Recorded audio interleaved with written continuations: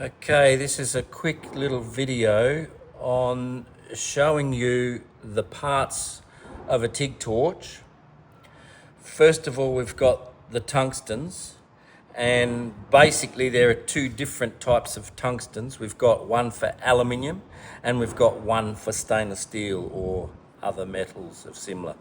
They are different in composition, how they're made, and they are also different in how they are ground to shape. Okay, here we have two, and you notice that this one is sharp and this one has a brown tip or a red tip, and this one is round and it has a white tip.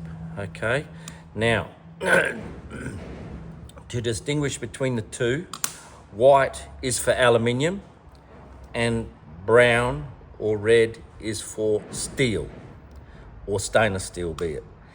And white, you need to roll it and you need a rounded edge. And stainless steel or steel, you need a pointed edge, okay?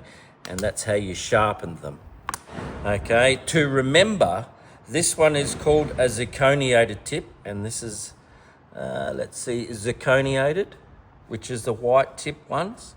And how to remember that the white one is for aluminium. White is aluminium, and we call A to Z. A for aluminium, Z for zirconiated. They go together. Then we have a thoriated, which is the brown tip one. Okay, and the brown tip one is used for non-aluminium metals. Okay, after that, the inspiration for this video came because I dropped this little baby this morning. It fell off the bench and the result was this.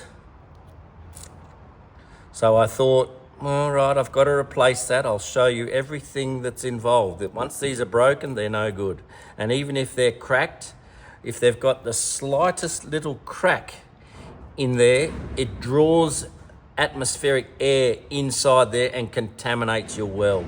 So these have got to be clean, uncracked, ready to go each time. So here's a new one. You can buy them in packets. There's a couple of packets.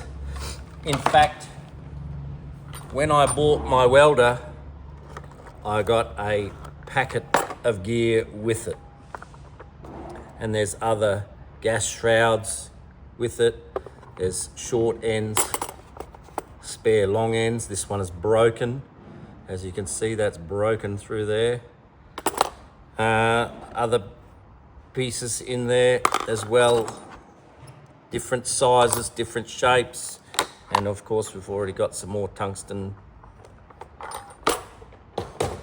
But these are the basics. This is a large one. This is a 3.2 millimeter one. This is a 2.5 millimeter one, and I only use the 2.5s.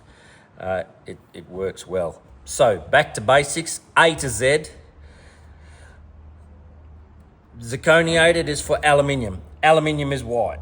It's a white metal. Let's call it a white metal, just for representation. Aluminium's white, all right, it's shiny, it's silver, but black metal is normal case for steel. Black metal, we've got a darker colored tungsten for it. Now the difference between the two, one has to be sharp and one has to be round, okay? And when you start your aluminium welder, the zirconiated tip will ball up on the end anyway if you put enough amperage into it, okay? Now, I want to also talk about, I got a lot of questions about how much stick out you should have. It varies on your welding style. So that's there, that sits in there, and you can see here it's got a little bit of stick out there. Now that little bit of stick out can vary to your own welding ways that you like to weld, you know, your own style. Okay, for me, I like to have mine, and depending on the weld as well, if you have a fillet weld is where you weld into a corner. You need to get this into a corner. I'll just grab something. All right, here we go. If you are welding into this corner here, you may need to stick your tungsten out a little bit, okay, to get that tungsten into the corner a little bit more to get a nice weld, okay? But most of my welding that I do is corner to corner, like so. And when it's corner to corner, you can see that that sticks out well and truly far enough to get the weld that I need on there. I'm hoping that that's zooming in close enough for you to see. Okay, that is my corner to corner weld, and that is my fillet weld. And you can see that the tungsten is not quite sticking out far enough for that. Okay, and the further you stick your tungsten out, the more penetrative your weld becomes. The less it sticks out, the flatter the weld it becomes. Okay, so they're the different styles of what types of welding and what changes it. Obviously, more amperage will also change the concave or convex of the weld shape as well. All right, so that's just a quick basics on this. I probably not qualified to explain how it all does, but certainly I just do it and it works. And then this would be a typical test piece for someone, corner to corner, and then we run a nice weld over the top. If you're considering learning to weld on some aluminium, get yourself some 3mm strips at minimum of 50mm wide and 100mm, 150mm long. And then you just tack the ends, and then you fuse weld it first without any filler rod in it. You fuse weld it, get them very tight together.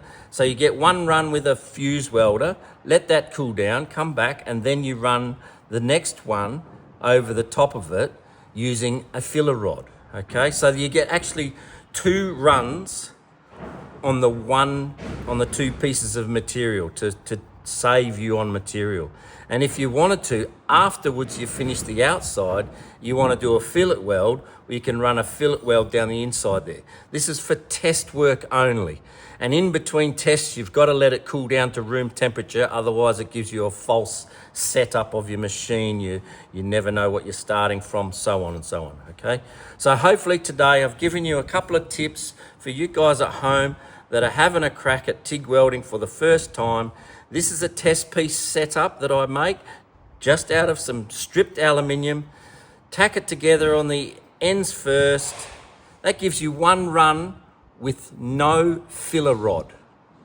Then after you've done that, let that cool down, come back to it. You weld 5, 10 of them to get the idea of it.